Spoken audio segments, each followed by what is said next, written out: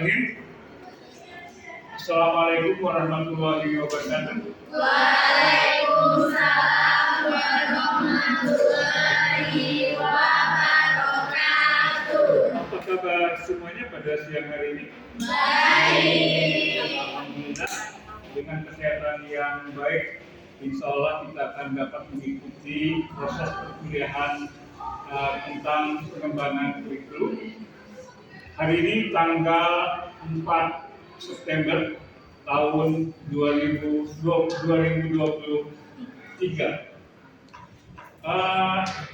Seperti kalian sudah ketahui bahwa kurikulum itu adalah jantungnya lembaga pendidikan.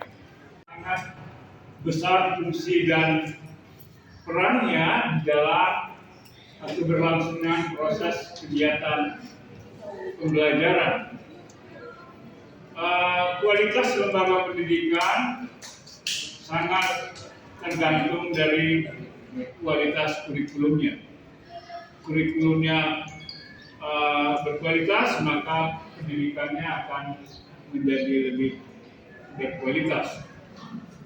Kalau kurikulumnya buruk, maka hasil produk output dari lembaga pendidikan itu menjadi buruk. Ya. Oke.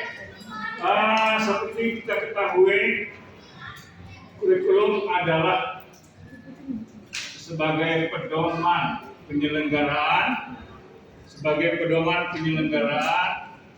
kegiatan pendidikan dan pembelajaran yang di dalamnya memuat seperangkat mata kuliah, mata pelajaran, bidang studi, kemudian dilengkapi dengan kegiatan-kegiatan pendidikan lainnya yang menunjang dalam rangka peningkatan kompetensi peserta didik, warga belajar, mahasiswa dalam rangka mencapai tujuan pendidikan. Tujuan pendidikan ada tujuan pendidikan nasional, institusional, tujuan pendidikan kurikuler, dan tujuan pokok bahasan yang sedang dipelajari. Seperti siang hari ini, tujuan pokok bahasan yang harus kita capai ialah mahasiswa mampu memahami 5 prinsip di dalam pengembangan kurikulum. Prinsip pengembangan kurikulum ini harus dipegang erat oleh pengembang kurikulum agar kurikulum itu berkualitas. Oleh karena itu, pada siang hari ini target kita harus mampu menguasai, memahami prinsip-prinsip pengembangan kurikulum. Untuk itu, sebelum Bapak jelaskan dengan metode pembelajaran learning by doing, and student should be active in learning. That's why I, as your lecturer, give every student chance to take participation in making or in asking questions. Artinya mahasiswa diberikan kesempatan aktif di dalam melakukan pertanyaan dan aktif di dalam menjelaskan pertanyaan yang ditanyakan oleh mahasiswa. Oleh karena itu, untuk kesempatan pertama, mungkin ada yang ingin menanyakan tentang prinsip di dalam pengembangan kurikulum.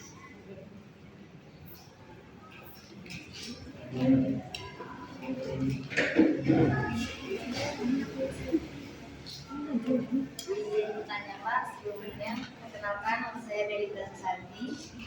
Di sini saya bertanya, mohon dijelaskan apa saja prinsip-prinsip dalam pengembangan kurikulum. Terima kasih. Oke, pertanyaan yang sangat bagus. Memang itulah menjadi tujuan pokok bahasan kita pada siang hari ini.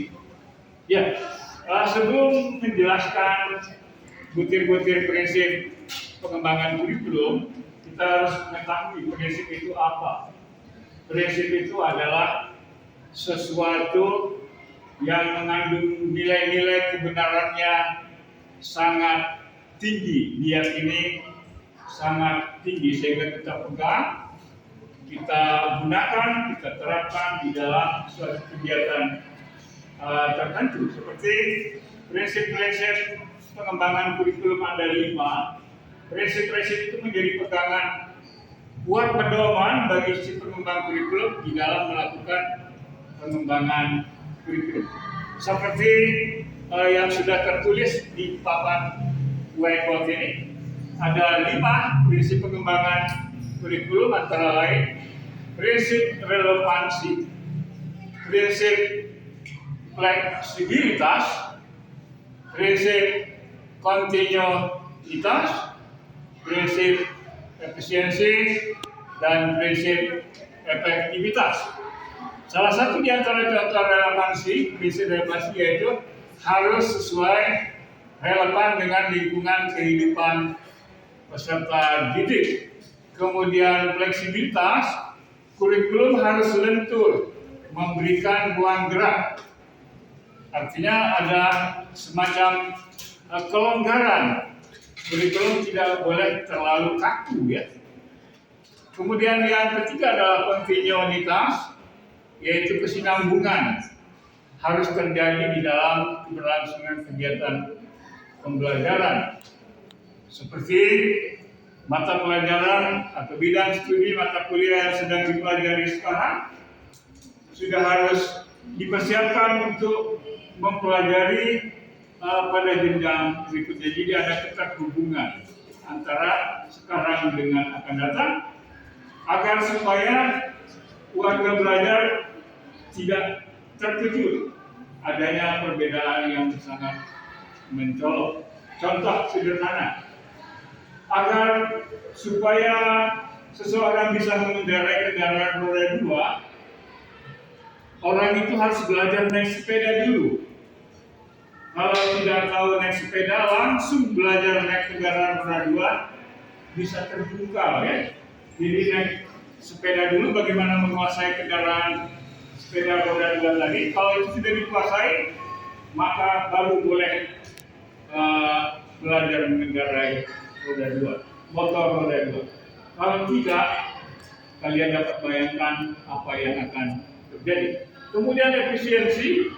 Efisiensi adalah sesuatu yang dikerjakan dengan waktu, nilai, dan uang sedikit-dikitnya untuk mencapai tujuan yang optimal, yang lebih maksimal. Kemudian efektivitas adalah satu hal yang menjadi tujuan, bahwa kurikulum harus bisa membuat warga belajar bisa mencapai tujuan di dalam proses pembelajaran. Untuk lebih detailnya penjelasan ini, agar kalian lebih mendapatkan gambaran yang lebih jelas, dan Bapak sebagai dosen tidak boleh memborong semua jawaban-jawaban itu.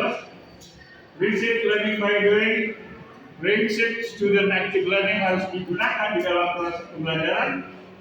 Maka dengan prinsip itu, Bapak memberikan kesempatan pada salah seorang mahasiswa yang cukup aktif di kelas untuk menjelaskan. Silakan berdiri menjelaskan.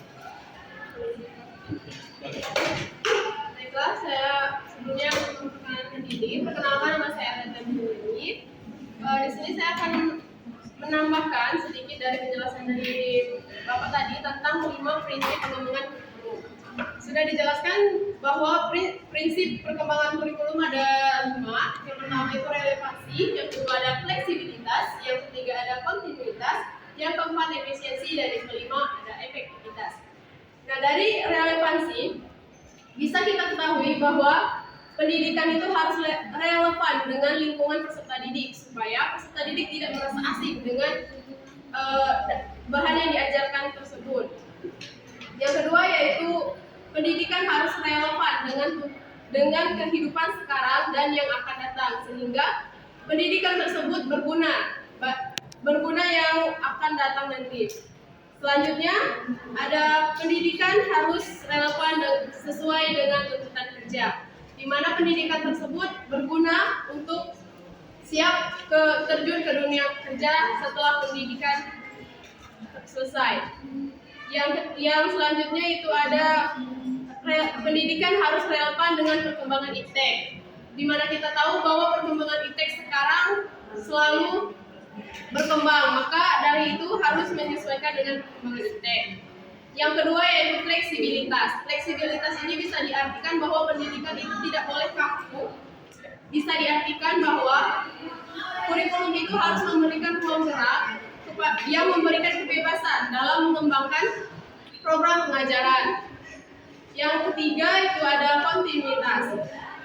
Kontinuitas yang berarti berkesinambungan. Maka pengalaman belajar yang disediakan kurikulum juga hendaknya berkesinambungan antara satu tingkat ke tingkat yang lain, dan dari kelas dengan ke kelas yang lainnya, serta dari jenjang pendidikan satu dengan jenjang pendidikan lainnya. Yang keempat yaitu ada efisiensi. Nah, di kurikulum haruslah praktis, yaitu mudah dilaksanakan dan menggunakan alat-alat yang sederhana dengan biaya yang murah. Bisa dikatakan suatu kurikulum harus meminimalkan untuk menghasilkan hasil yang maksimal. Maksudnya dengan menggunakan biaya, tenaga, waktu semurah-murahnya untuk menghasilkan hasil yang sebesar-besarnya. Selanjutnya yaitu efektivitas. Efektivitas suatu lembaga pendidikan atau kurikulum bisa dikatakan dengan beberapa faktor. Yang pertama itu ada faktor materi yang mudah dipahami atau materi yang menarik. Yang kedua itu ada guru yang berkompeten. Yang ketiga itu ada metode atau teknik pembelajaran yang efektif. Yang keempat itu ada sarana prasarana yang memadai atau sarana prasarana yang lengkap. Selanjutnya ada motivasi atau minat belajar peserta didik atau warga belajar yang tinggi. Baiklah, itu saja. Terima kasih. Oke, kita beri aplaus. Dalam detail kita ucapkan terima kasih. Para mahasiswa program studi PNS yang Bapak sayangi, I love everybody here because you are very diligent and you always fulfill every activity given by your lecturer. Kalian adalah mahasiswa yang cukup aktif, selalu aktif mengerjakan tugas-tugas yang diberikan dan aktif di dalam pembuatan video-video yang kita viralkan agar materi yang kita kaji itu bisa kita sosialisasikan, kita viralkan, kita tularkan kepada masyarakat ya. Karena ilmu yang dimanfaatkan oleh orang itu akan menjadi investasi akhirat buat kita. Oke, di dalam teori psikologi bahwa materi itu harus kita ulang. Materi yang selalu diulang-ulang itu akan mantap hasilnya, seperti teori Conrad mengatakan exercise make more perfect. Sesuatu yang dilatih diulang-ulang akan hasilnya mantap. Kemudian peribahasa orang Padang juga mengatakan bahwa lancar kaji karena diulang.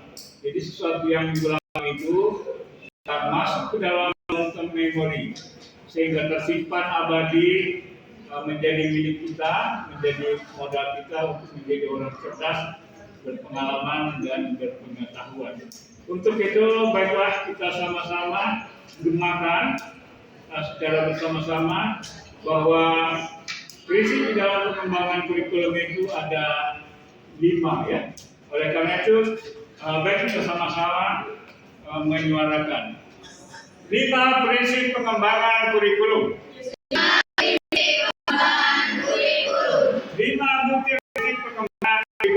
5 butir fungsi pengembangan kurikulum. 1. Prinsip relevansi. Prinsip fleksibilitas. 3. Prinsip kontinuitas. 4.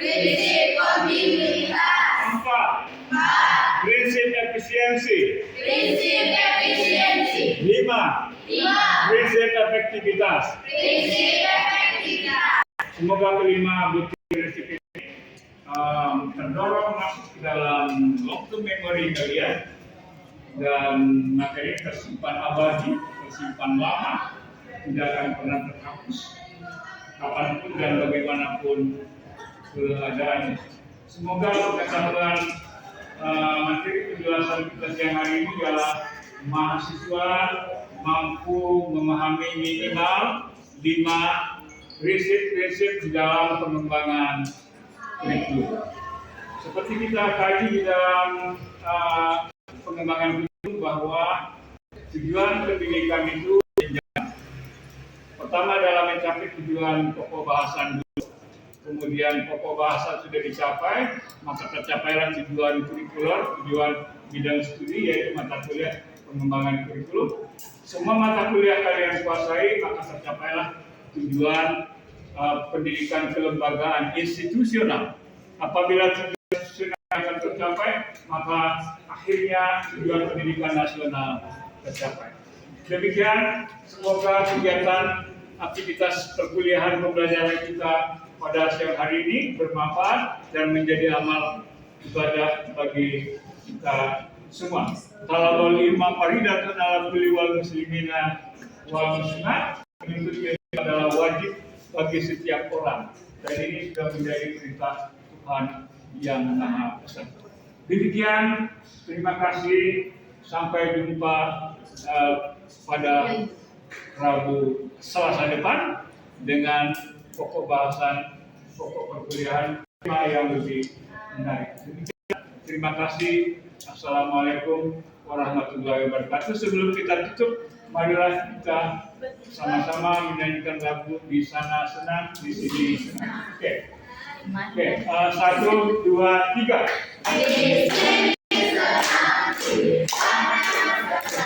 Di mana-mana hatiku senang, di sini senang, di kampungku senang.